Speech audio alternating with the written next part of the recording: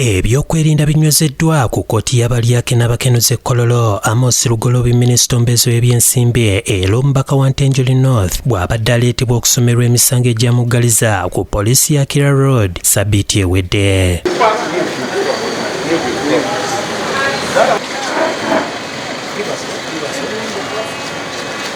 Minisita ku kkooti aleeteddwa ku ssaawa 5 ez'okumakya nga bamusookereza mu kifo ewatuukirwa abasibe. Ku ssaawa 7 Lugoloobi yayingiziddwa mu kkooti n'asimbibwa mu kagule.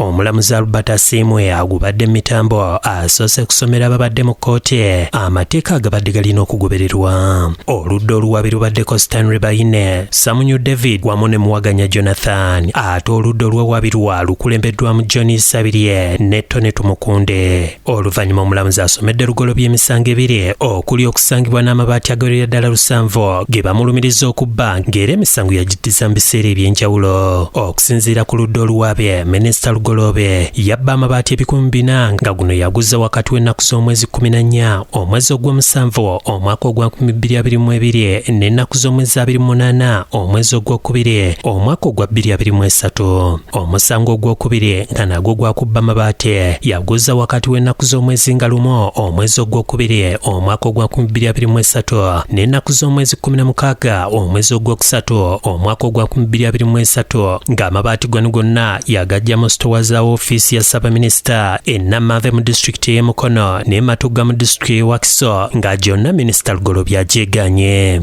So what do you have to say as an answer to these allegations that are made against your name? Your worship, not guilty. Oludda oluwabi lutegeezezza ng'okunoonyereza ku misango gino bwe kukyagenda mu maaso ne basaba kkooti okugira ng'ekyayongezaayo omusango guno. Madam State, inquiries in this matter are continuing, Your Worship.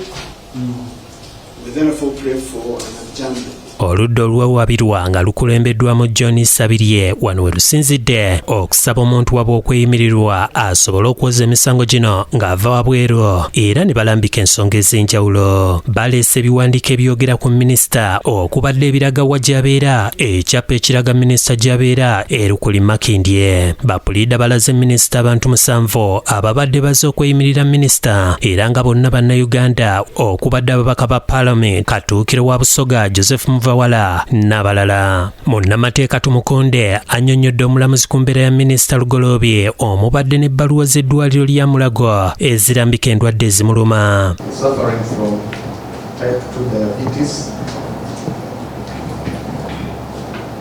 and coronary artery disease, and the worship the report tells you that he is fresh.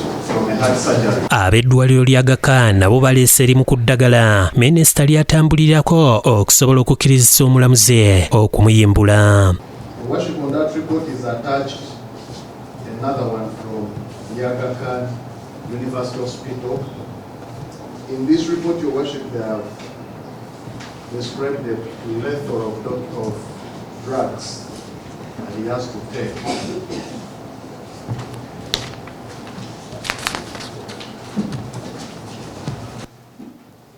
Oludda oluwabi nga lukulembeddwamu Stanley Moses Bayine luwakanyiza okusaba kw'okweyimirira era ne bawa ensonga zaabwe nga balina okwetegereza ebiwandiiko ebireeteddwa mu kkooti.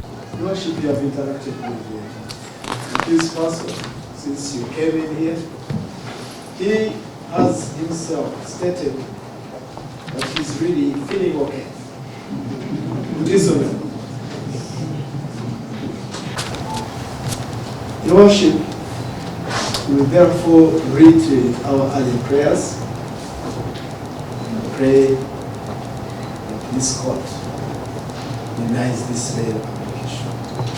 Oludda oluwabi era lwemulugunyiza ku Mujuliisi James Kakoza nti engeri gy'atuula n'okkolera mu ggwanga lya Tanzania tajja sobola kukubiriza minisita kujja mu kkooti. Oluvannyuma omulamuzi awadde ensala ye n'ategeeza ng'ebiwandiiko n'ebyogeddwa mu kkooti we biri ebingi ennyo nga tasobola kubisoma na kubyetegereza ku ssaawa eno era n'ategeeza nga bw'agenda okuwa ensala ye y'enkomeredde ku Lwokuna lwa Sabbiiti eno ng'ennaku z'omwezi 20 omwezi ogwokuna omwaka ogwa 2023.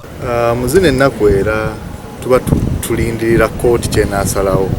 Bayinza okuwa bail, bayinza okuma bail, so naye tulina essuubi ddene nnyo nti omuntu waffe tukoze bulungi mu kooti bajja muwa bail.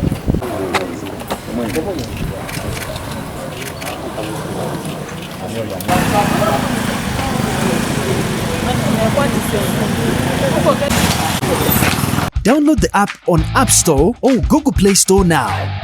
Vision Digital Experience, the future of media.